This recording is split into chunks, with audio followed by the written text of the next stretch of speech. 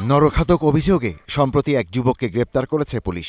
জানা গেছে, মাংস খাওয়ার জন্য একজনকে নৃশংসভাবে হত্যা করে সে। এরপর ঘটনাস্থল থেকে লাশ সরিয়ে নিজের বাড়ির পাশে পরিষ্কার করে পরবর্তীতে খাওয়ার জন্য লুকিয়ে রাখে। তবে হত্যাকাণ্ডের শিকার ওই ব্যক্তির পরিচয় এখনও নিশ্চিত করতে পারেনি পুলিশ। এলাকাবাসী জানিয়েছে, সে মানসিক ভারসাম্যহীন ছিল এবং গত 1 বছর ধরেই তাকে স্থানীয় একটি শ্মশানে থাকতে দেখা গেছে।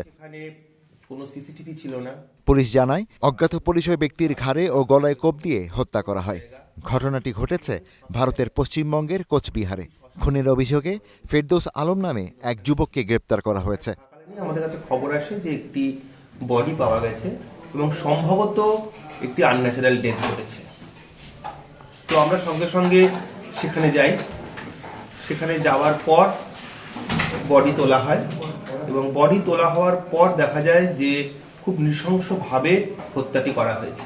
এই হত্যাকাণ্ডটি ঘটানোর পেছনে তার সেরকম কোনো উদ্দেশ্য ছিল না, জাস্ট খুন করার জন্য খুনটি করা হয়েছে। হত্যার কথা স্বীকার করলেও অতিরিক্ত নেশাদ্রব্য গ্রহণের কারণে তার মানসিক বিকৃতি হয়েছে বলে জানিয়েছে পুলিশ। তবে প্রতিবেশীদের অভিযোগ, লাশ খাওয়ার কথা বলেই তা লুকিয়ে রাখছিল ফেরদৌস।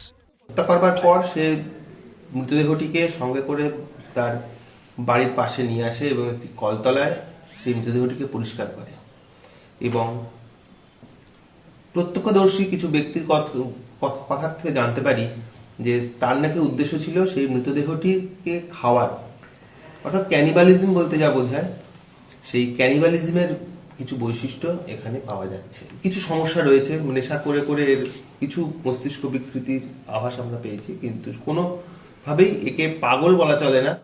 গত 9 জানুয়ারি কোচবিহার জেলার সাহেবগঞ্জ থানার অধীনে কুশিয়াহাট এলাকায় এই ঘটনা ঘটে।